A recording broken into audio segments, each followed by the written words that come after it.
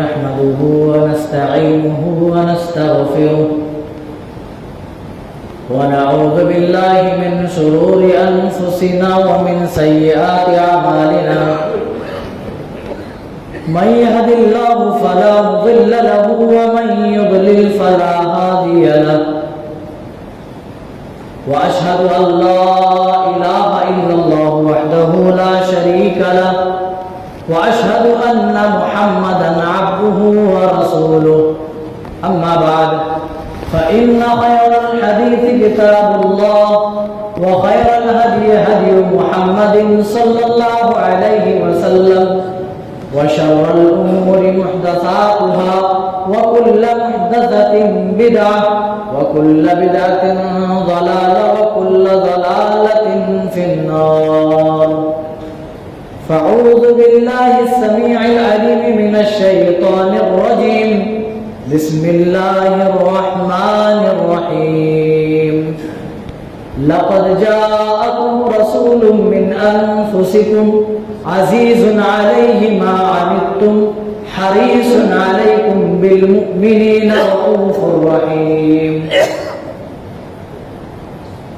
قال النبي صلى الله تعالى عليه وسلم اوصیکم بتقوی اللہ والسمع والطاعہ۔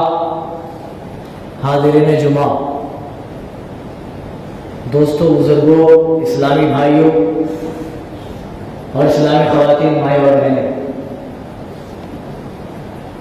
اللہ رب العالمین کا کرم ہے، اس کا شکر و احسان ہے کہ اس نے ہمیں اور آپ کو پیدا فرمایا اور ہمارے لیے تمام طرح کے آرام و آشائش کی چیزیں مہیا فرمائی۔ سب سے بڑا کرم کہ اس نے ہمیں انسان بنایا، انسانوں میں بھی ہمیں ایمان والا بنایا، ایمان والوں میں بھی ہمیں رسول پاک صلی اللہ علیہ وسلم کا امتی ہونے کا شرف دیا، فضل سے نوازا۔ اللہم صلی وسلم وبارک علیہ۔ پوسٹر کے ذریعے آپ کو معلوم ہوا ہوگا کہ آج کے خطبہ جمعہ کا ٹاپک کیا ہے۔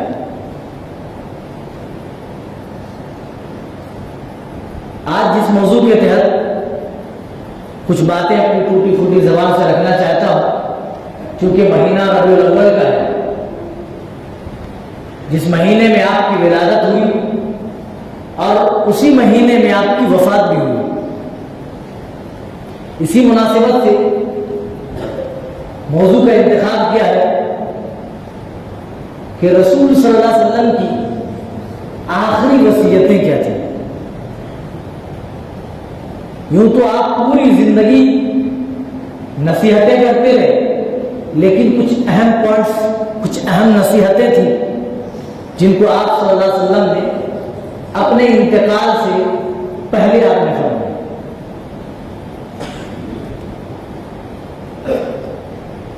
ہمارے نبی صلی اللہ علیہ وسلم اپنی امت کے لیے نہایت مہربان اور بڑے شفیق تھے، سب سے بڑے شبھ چنتک تھے امت کے تئیں۔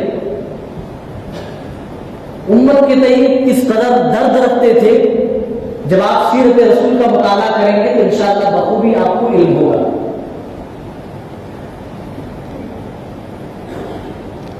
امت کے بارے میں سوچ رہے ہیں، امت کی فکر کر رہے ہیں، ہر وقت امت کو نصیحت کر رہے ہیں، سمجھا رہے ہیں، اور یہ سلسلہ آخری وقت تک چلتا رہا۔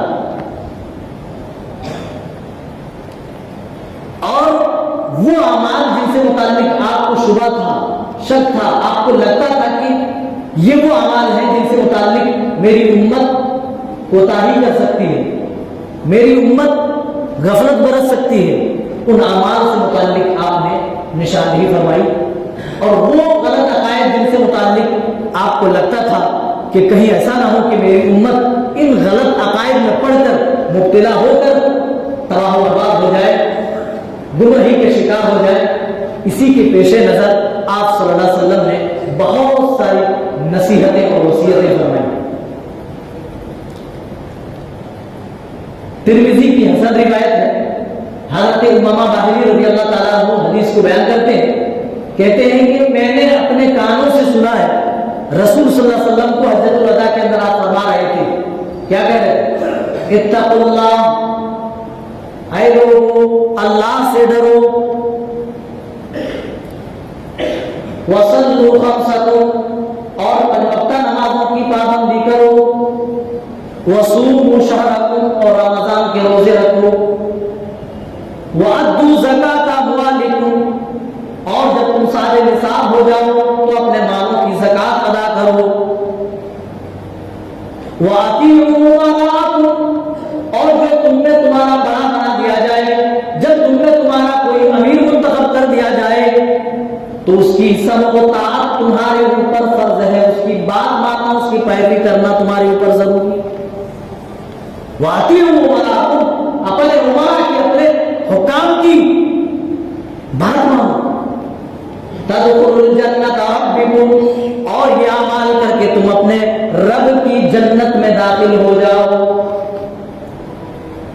किन किन चीजों की वसीयत की? सबसे पहले अल्लाह से डरने की वसीयत की। यही असल चीज है मेरे भाई। अगर इंसान के सीने से अल्लाह का डर खत्म हो गया तो नेकियों का जज्बा उठ जाएगा, बुराइयों से बचने का उसके पास कोई जरिया ही नहीं रहेगा। वाहिद दुनिया में अल्लाह का डर है जो हमें नेकियों की तरफ रग़बत करता है, और यही अल्लाह का डर है जो हमें बुराई से रोकता है। अगर अल्लाह का डर हमारे सीनों से खत्म हो जाए तो नहीं हम नेकियां अंजाम दे सकते हैं और नहीं हम बुराइयों से इज्तनाब कर सकते हैं। इसीलिए सबसे पहले जो आपने वसीयत फरमाई वो अल्लाह से डरने की वसीयत फरमाई। एक हदीस पाक में आप सल्लल्लाहु अलैहि वसल्लम ने तो यहां तक इरशाद फरमाया कि ऐ मेरी उम्मत के लोगों, इत्तक़िल्लाह हैसुमा कुंता, तुम जहां कहीं भी रहो हर हाल में अल्लाह का डर तुम्हारे सीने के अंदर मौजूद हो। ऐसा नहीं कि लोगों में हो तब तो तक़वा तहारत के बड़े मालिक, और जब तन्हाई में रहो तो तुम गुनाहों में डूब जाओ, खिड़कियां बंद करके गुनाह करो, रात के अंधेरों में छुप करके गुनाह करो। नहीं, इत्तक़िल्लाह हैसुमा कुंता, अल्लाह का डर मोमिनों के अंदर तो इस कदर होना चाहिए कि ईमान वाला जहां कहीं भी रहे, तन्हाई में रहे तब भी डरे, मजमे आम में रहे तब भी डरे, कहीं भी रहे किसी भी हाल में रहे अल्लाह से डरते रहे। इसीलिए सबसे पहले आपने वसीयत फरमाई, नसीहत की लोगों को अपने आखिरी हज में, तो क्या कहा? इत्तक़ुल्लाह, ऐ मेरी उम्मत के लोगों अल्लाह से डरते रहे। अल्लाह का डर अपने सीने के अंदर पैदा करो। और देखो, नमाजें ज़ाय मत करना।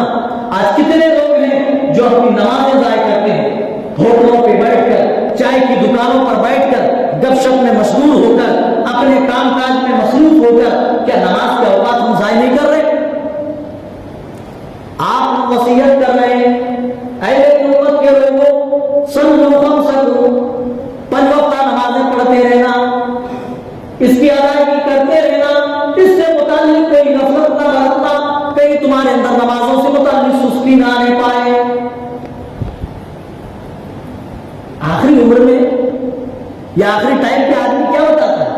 वही बताता है जो उसकी निगाह में सबसे ज्यादा इंपॉर्टेंट हो, जो सबसे ज्यादा अहम हो, वही बातें बताते हैं। आप सल्लल्लाहु अलैहि वसल्लम की निगाह में ये बातें बड़ी अहम थी, इसीलिए अल्लाह से डरने की जहां वसीयत की, नमाज कायम करने की वसीयत की, नमाज न छोड़ने की वसीयत की, और कहा नमाजों की पाबंदी करते रहना, रोजों की पाबंदी करना, और ज़कात के जब मालिक हो जाओ तो ज़कात की अदायगी करना, अपने उमरा अपने हुक्म की इताअत करना, और ये काम करते तो जन्नत जाना। और वफात से चंद लम्हे कबल अल्लाह अकबर, सही है में भी रिवायतें मौजूद हैं, आप दुनिया से जाने वाले, सांसें उखड़ रही है, ऐसी हालत में भी आप अपनी उम्मत को नमाज की तलकीन कर रहे हैं, नमाज से मुताल्लिक वसीयत कर रहे हैं।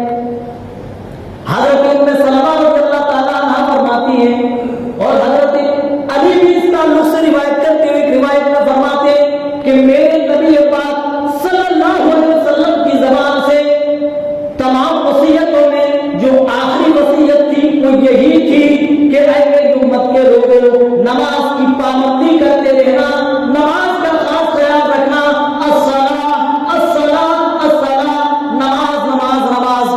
देखो, नमाज जान बूझ करके ना छोड़ना, नमाज की पाबंदी करते रहना। वमा मलकत अयमानुकुम, और अपने गुलाम ان کی پالن پوشن کرنا، ان سے افضل گزر کا معاملہ کرنا، ان پر رحم و کرم کا معاملہ کرنا۔ آپ جہاں نماز کی وصیت کر رہے ہیں، نماز نہ چھوڑنے کی وصیت کر رہے ہیں، وہیں پر کہہ رہے ہیں اے میری امت کے لوگوں، جو تمہارے ماتحت لوگ ہیں، تمہارے غلام ہیں، جو تمہارے ماتحتی میں ہیں، ان سے افضل گزر کا معاملہ کرنا، ان کے ساتھ اچھا سلوک کرنا، حسن سلوک کرنا۔ آج ہم نمازوں کی پرواہ نہیں کرتے، آج نماز کے اوقات کو ہم طے کر رہے ہیں، جبکہ میرے نبی نے فرمایا تھا جعلت قرۃ عینی فی الصلاۃ، نماز کے اندر میری آنکھوں کی ٹھنڈک رکھی ہے، نماز کو آنکھوں کی ٹھنڈک بنا دی گئی ہے۔ جو رسول کہہ رہے ہیں نماز کو کہ میری آنکھوں کی ٹھنڈک ہے، آج اسی رسول کی یہ امت، یہ بھولی بھالی امت نمازوں کو چھوڑ بیٹھی ہے۔ اول ما یحاسب به العبد یوم القیامہ الصلاۃ، جو سب سے پہلے بروز قیامت بندے سے اس کے اعمال سے متعلق سوال پوچھا جائے گا، وہ نماز سے متعلق ہی ہوگا۔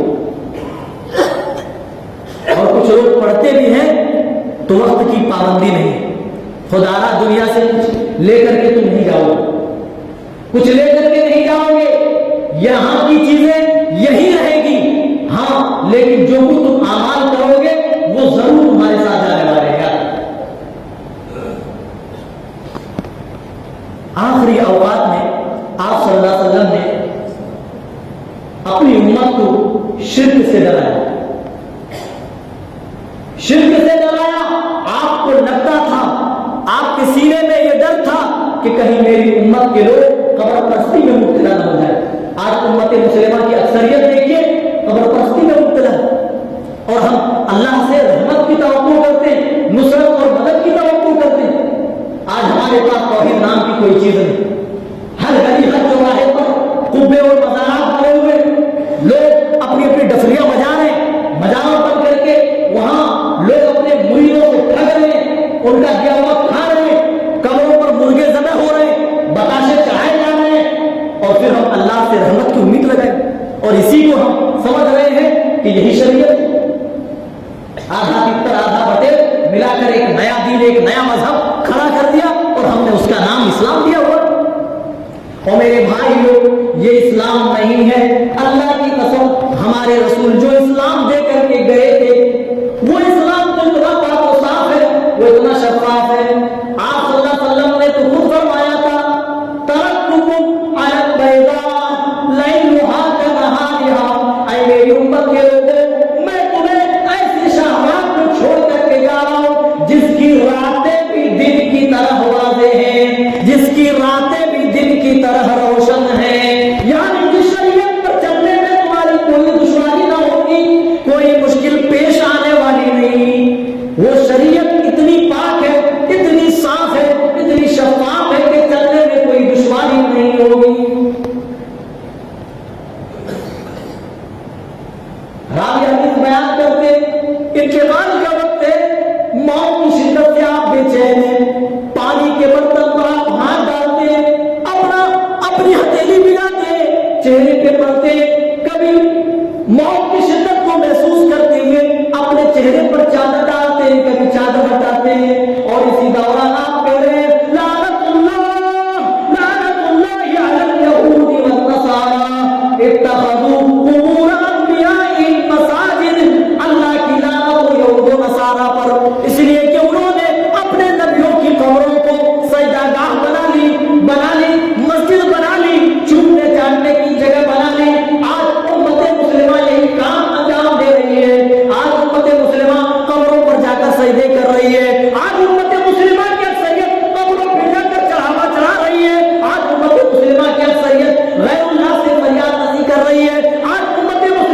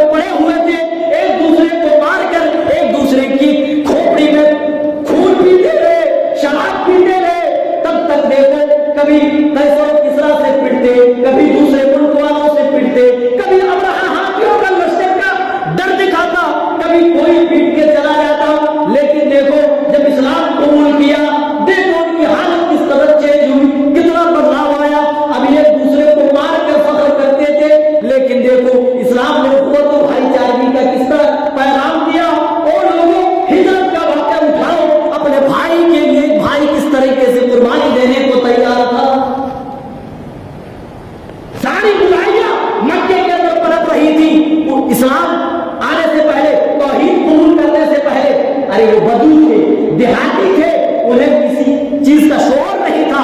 اسلام آیا, انہوں نے توحید کو ایکسپٹ کیا, شرک کو اپنے یہاں سے ختم کیا.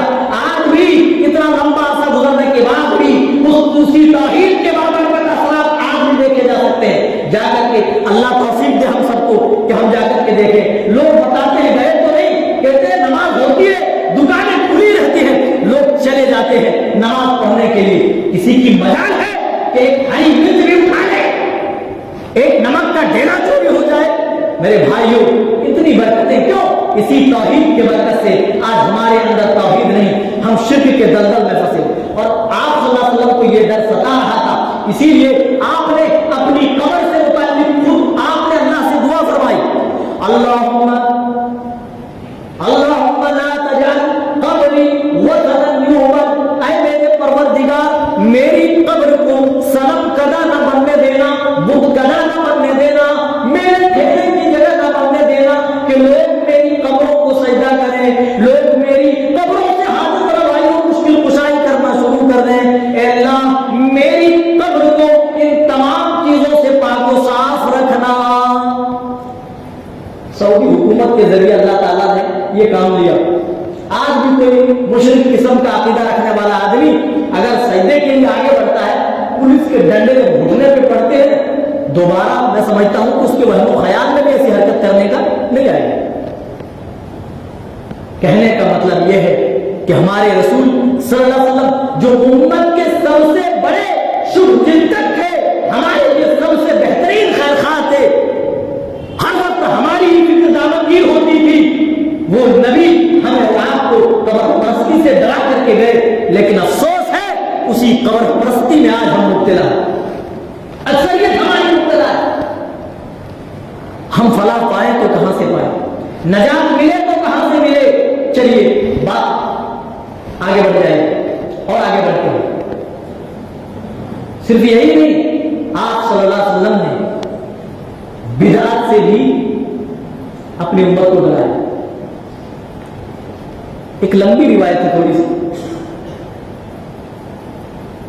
ارباد بن ساریہ رضی اللہ تعالیٰ عنہ کی بڑی مشہور حدیث ہے. بیان فرماتے ہیں کہ رسول صلی اللہ علیہ وسلم ہمارے درمیان تھے, آپ نے نماز پڑھائی, نماز پڑھا کر ہماری طرف متوجہ ہوئی, اور پھر آپ نے بڑے ہی بلیغ انداز میں, بڑے ہی فصیحانہ انداز میں آپ نے ہمیں خطاب کیا. آپ نے نصیحت فرمائی, اوصیکم بتقوی اللہ والسمع والطاعہ.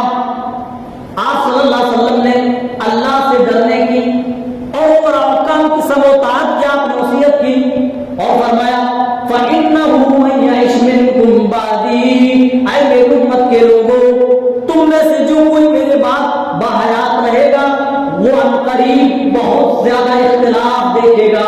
فسيرى اختلافا كثيرا, بہت زیادہ. آج دیکھیے کوئی ایسا مسئلہ ہے جس کے اندر اس امت میں اختلاف نہیں, قدم قدم پہ اختلاف. فسيرى, آپ نے کہا عنقریب تم دیکھو اختلافا كثيرا, بہت زیادہ اختلاف. لیکن اس اختلاف سے بچنے کی بھی ترکیب آپ نے بتائی. فعلیکم بسنتی وسنت الخلفاء الراشدین المہدیین, میرے ہدایت یافتہ خلفاء راشدین کی سنت کو اور میری سنت کو اور میرے خلفاء راشدین کی سنت کو مضبوطی سے پکڑے رکھنا. لوگوں کو بتاتے ہیں کہ بھائی تمہارے وہم و گمان میں جو چیز اچھی لگتی ہو وہ دین کا حصہ نہیں بن سکتی, اس کا رسول صلی اللہ علیہ وسلم سے ثابت ہونا چاہیے, صحابہ سے ثابت ہونا چاہیے. تو گستاخ کہہ دیا جاتا ہے, یہ رسول کو نہیں مانتے, یہ نبی سے محبت ہی نہیں کرتے. اللہ اکبر, آپ نے خود فرمایا میرے بعد جو تم میں سے باقی رہے گا دنیا میں وہ عنقریب بہت اختلافات دیکھے گا, اور ایسے اختلافات میں تمہارے اوپر ضروری ہے کہ تم میری سنت کو مضبوطی سے پکڑے رکھو, اور خلفائے راشدین جو ہدایت یافتہ ان کی سنتوں تمسکوا بها, مضبوطی سے پکڑنے کی آپ وصیت کر رہے ہیں. وعضوا علیہا بالنواجذ, ہو سکے تو دانتوں سے پکڑ لینا. دانتوں سے گرفت مضبوط ہوتی ہے, ہاتھوں کے بالمقابل دانتوں کی پکڑ زیادہ مضبوط ہوتی ہے. آپ کہہ رہے ہیں میری سنت کو اور خلفائے راشدین کی سنت کو، صحابہ کی سنت کو مضبوطی سے تھامے رکھنا. ہم بتاتے ہیں کہ بھائی جشن عید میلاد النبی کسی صحابی نے نہیں منایا. کہتے ہیں کسی صحابی کا نہ منانا اس بات کی دلیل نہیں ہے کہ اس کو نہ منایا جائے. استغفر اللہ. نبی نے اختلاف سے بچنے کا جو راستہ اور طریقہ ہمیں دیا وہ یہی کہ ایسی صورت میں میری سنت کو تم لازم پکڑنا، میرے صحابہ کے نہج اور میرے صحابہ کے طریقے کو نہ بھولنا. وَإِيَّاكُمْ مُحْدَثَاتِ الْأُمُورِ. دیکھیے دین میں نئی چیز ایجاد کرنے سے بچنا. اور آپ ہر خطبے میں کہا کرتے ہیں فَإِنَّ كُلَّ مُحْدَثَةٍ بِدْعَةٍ. ہر دین میں ہر نئی ایجاد کردہ چیز کیا ہے؟ بدعت ہے. وَكُلُّ بِدْعَةٍ ضَلَالَةٍ وَكُلُّ ضَلَالَةٍ فِي النَّارِ. اور ہر بدعت گمراہی ہے اور ہر گمراہی کہاں؟ جہنم کی طرف لے کر کے جانے والی. یہاں تو بدعت کے بھی نئے نئے اقسام بنا لیے. یہ بدعت حسنہ ہے، یہ بدعت سیئہ ہے. میں نے بتایا میرے بھائی کہ گندگی کی کوئی قسم نہیں ہوتی. گندگی گندگی ہوتی ہے. جس طرح ہم یہ نہیں کہتے یہ اچھی والی گندگی ہے، یہ بری والی گندگی ہے، اسی طریقے سے بدعت کی کوئی قسم نہیں. کوئی بدعت حسنہ نہیں، کوئی بدعت اچھی نہیں ہو سکتی ہے. میرے رسول نے امت کو بدعت سے ڈرایا. کہیں ایسا نہ ہو کہ تمہارے اندر بدعت کا جنون سوار ہو جائے. تم کسی بھی چیز کو جو تمہارے من میں آئے اسے دین کا حصہ بنا لو. اليوم اکملت لکم دینکم واتممت علیکم نعمتی ورضیت لکم الاسلام دینا. میدان عرفات میں یہ آیت کریمہ جب نازل ہوئی، حضرت عمر کے زمانے میں ایک یہودی آیا اور کہنے لگا اے عمر، اگر ہمارے یہاں یہ آیت نازل ہوتی تو جس دن یہ آیت نازل ہوتی اس دن کو ہم اپنا تہوار منا لیتے، اپنی عید منتخب کر دیتے. عمر فاروق رضی اللہ عنہ نے کہا ہاں جی ہاں، وہ یہ آیت کریمہ عید ہی کے دن نازل ہوئی ہے، یعنی وہ دن جمعہ کا تھا. میرے بھائیوں، آخر اس آیت کریمہ میں ہے کیا جو ایک یہودی اتنی بڑی بات کہہ رہا ہے کہ اگر ہمارے درمیان یہ آیت نازل ہوتی تو ہم اس دن کو ہم اپنی عید بنا لیتے. وہ میرے بھائیوں، اس آیت کریمہ میں اللہ تعالیٰ نے دین اسلام کے مکمل ہونے کا اور اس کو پسند کرنے کا اعلان فرمایا ہے. اليوم اکملت لکم دینکم. او لوگوں، 1400 سال پہلے میرے نبی کے اوپر اللہ تعالیٰ نے یہ دین مکمل کر دیا. خدا اللہ تعالیٰ نے کہا آج کے دن اے نبی میں نے یہ دین مکمل کر دیا تمہاری اوپر. واتممت علیکم نعمتی، اور اپنی نعمتوں کا اتمام کر دیا. ورضیت لکم الاسلام دینا، اور اسلام کو دین کی حیثیت سے میں نے قبول کر لیا. میں اس دین اسلام سے خوش و راضی ہو گیا. دین کمپلیٹ مکمل ہو گیا. اب ہم اپنی طرف سے کوئی چیز اگر دین کے اندر دین کا نام لے کر کے ڈالیں تو وہ دین کا حصہ ہرگز نہیں ہو سکتا ہے. گلاس، بھرے ہوئے گلاس کے اندر اگر ایک بوند پانی ڈالیں تو دوسرا قطرہ چھلک کے جس طریقے سے باہر آ جاتا ہے. ایک گلاس جو بھرا ہوا مکمل ہو وہ ایک قطرہ بھی اوپر سے پانی برداشت نہیں کرتا ہے. اسی طریقے سے یہ دین جو رسول صلی اللہ علیہ وسلم اللہ کے پاس لے کر کے آئے اس کی مثال یہی ہے. یہ دین مکمل شدہ ہے. اور میرے بھائی، اگر ہم اوپر سے کوئی چیز ڈالیں تو یہ دین کا حصہ کبھی نہیں ہو سکتا ہے. کوئی چیز نکال لیں تب بھی کمی ہوگی، کوئی چیز بڑھا دیں تو زیادتی ہوگی. دونوں صورتوں میں ہم ناقابل جرم انجام دے رہے ہوں گے. بہت ساری وصیتیں آپ نے فرمائی. حجۃ الوداع کے موقع پر ہی آپ نے فرمایا اے لوگوں دیکھو، تمہارا رب ایک ہے اور تمہارے باپ یعنی آدم بھی ایک ہے. اور سنو، کسی عربی کو کسی اجمی پر کوئی فضیلت نہیں، کسی اجمی کو بھی کسی عربی پر کوئی فضیلت نہیں، کسی گورے کو کسی کالے پر اور کسی کالے کو کسی گورے پر کوئی فضیلت نہیں سوائے تقویٰ کی بنیاد پر. ہاں، وہ آدمی فضیلت والا ہے جو تقویٰ میں اونچا ہو، جو تقویٰ شعار ہو، جو نیکوکار ہو. وہ آدمی اللہ کے یہاں بلند مقام والا ہے. اللہ تعالیٰ نے بھی اس کو اپنے انداز میں بیان فرمایا. یا ایھا الناس انا خلقناکم من ذکر و انثی. اے مانوتا، ہم نے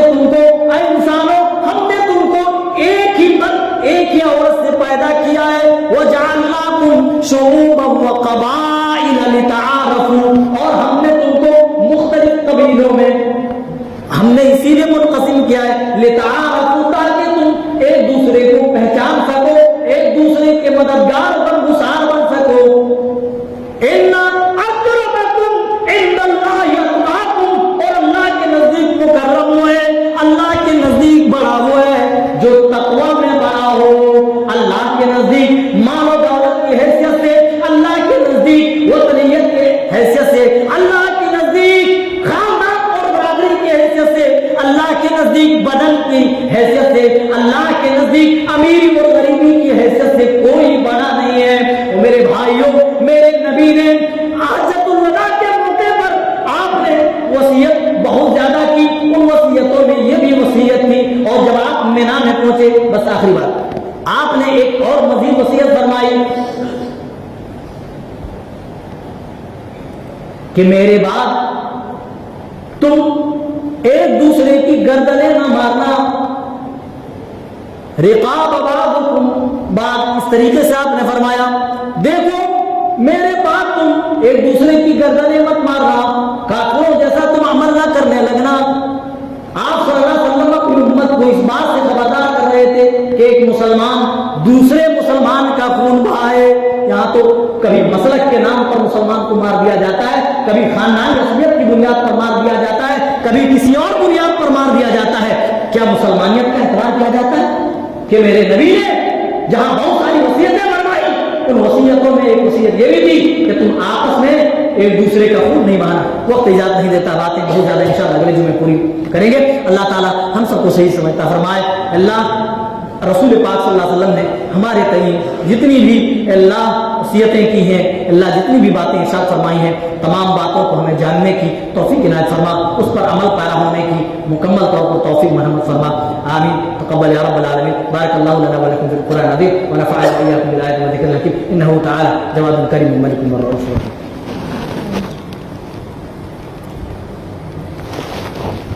إن الحمد لله نحمده ونستعينه ونستغفره ونعوذ بالله من شرور أنفسنا ومن سيئات أعمالنا، من يهد الله فلا مضل له ومن يضلل فلا هادي له، وأشهد أن لا إله إلا الله وحده لا شريك له، وأشهد أن محمدا عبده ورسوله، أما بعد فإن خير الحديث كتاب الله، وخير الهدي هدي محمد صلى الله عليه وسلم، وشر الأمور محدثاتها، وكل محدثة بدعة، وكل بدعة ضلالة، وكل ضلالة في النار۔ يا أيها الذين آمنوا صلوا عليه وسلموا تسليما، اللهم صل على محمد وعلى آل محمد كما صليت على إبراهيم وعلى آل إبراهيم إنك حميد مجيد، اللهم بارك على محمد وعلى آل محمد كما باركت على إبراهيم وعلى آل إبراهيم إنك حميد مجيد۔ عباد الله رحمكم الله، إن الله يأمر بالعدل والإحسان وإيتاء ذي القربى وينهى عن الفحشاء والمنكر والبغي